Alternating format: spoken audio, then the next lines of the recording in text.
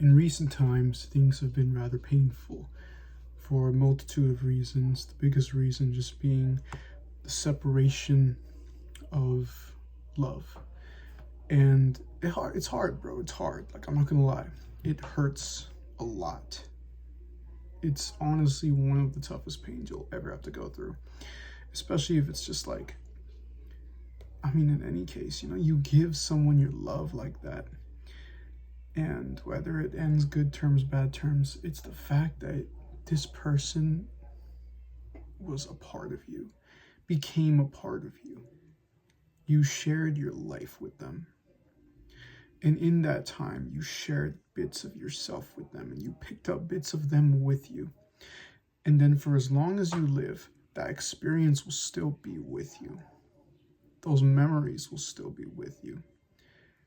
In the grand scheme of everything, they will be drowned out, or not drowned out, diluted by the other experiences of your life. Whenever you get up, decide to go to the gym, or you go for a walk on the beach, you take a random drive through the woods, hang out with some friends, whatever. All these experiences dilute that. And then you start to see that it'll be all right.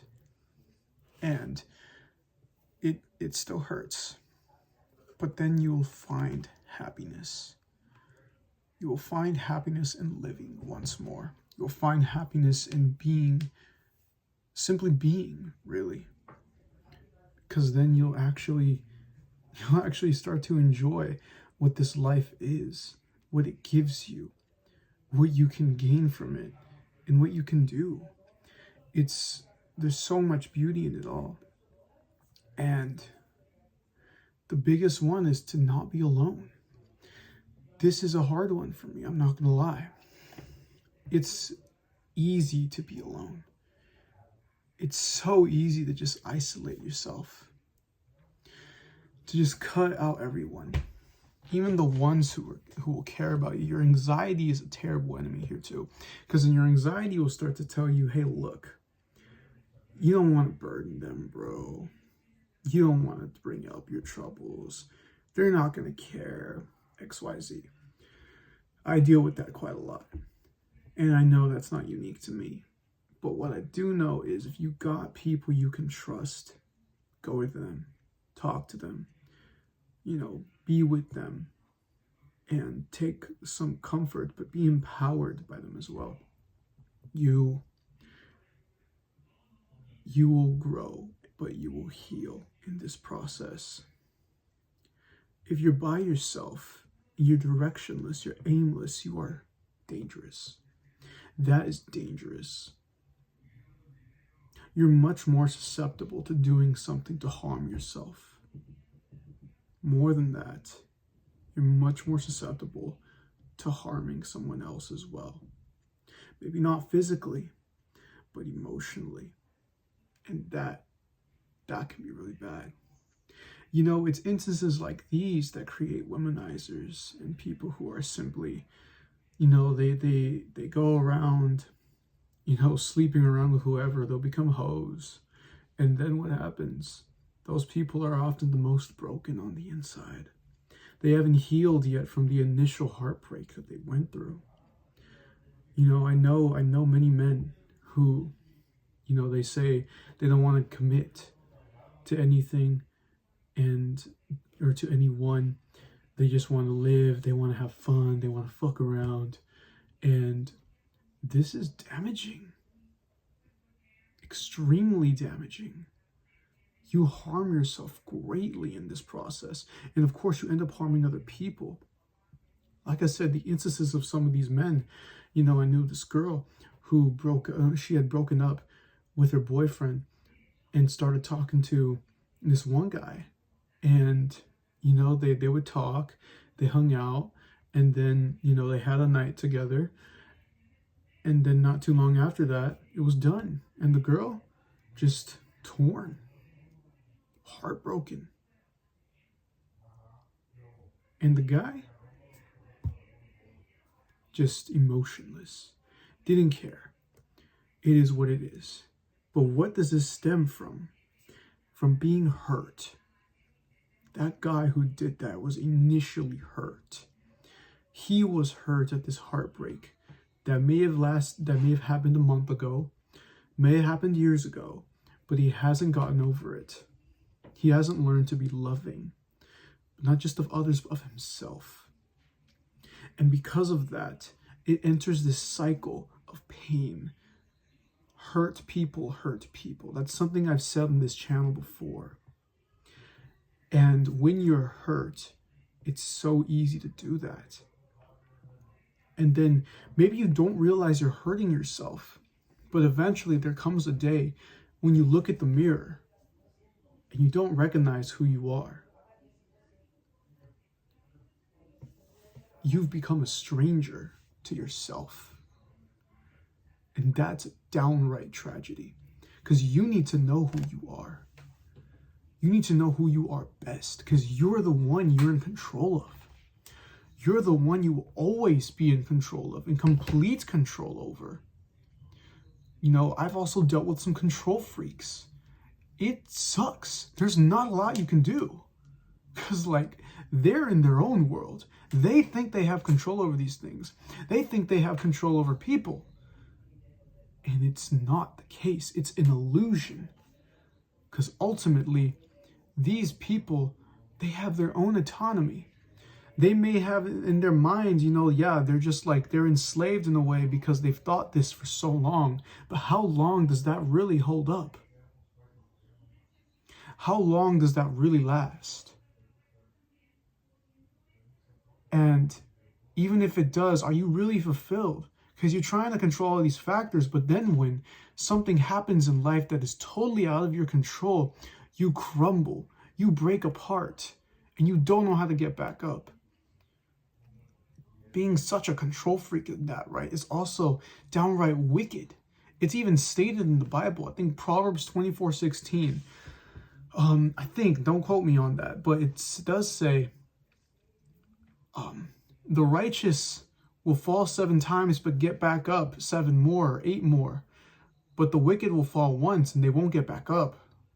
All it takes is one fall and they're just like, oh, woe is me.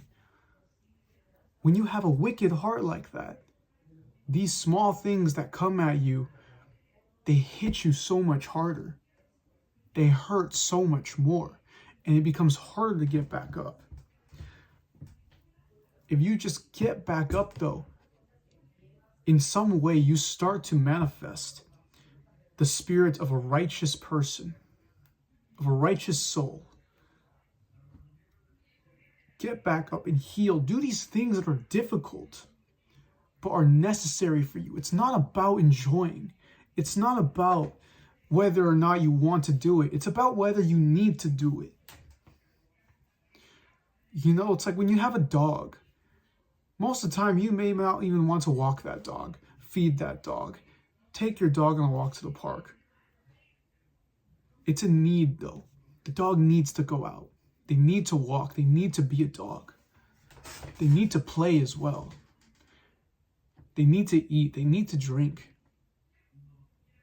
You need to take care of that dog. You need to do these things. It's not about wanting to. The same now applies to your life. It's not about wanting to work out. It's about needing to work out. The soul yearns for suffering. You suffer so much from nothing, might as well suffer from something that actually has some meaning.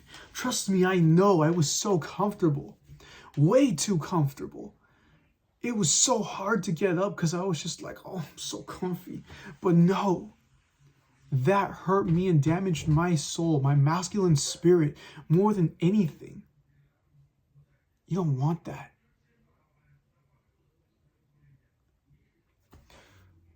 My friends, it takes someone who's been hurt to actually be a strong person.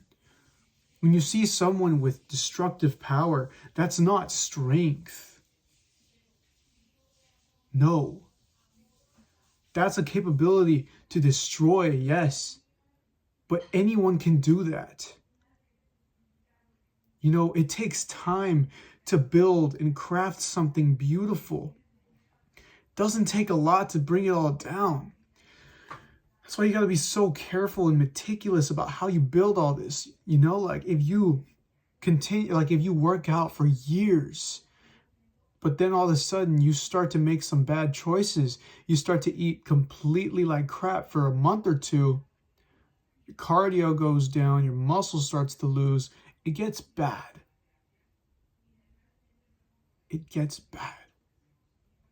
It doesn't take a lot to destroy. In a more literal example, construction workers spent a long time making these buildings, weeks, months to build something. A simple bomb could destroy it all. Watch it all go down into flames.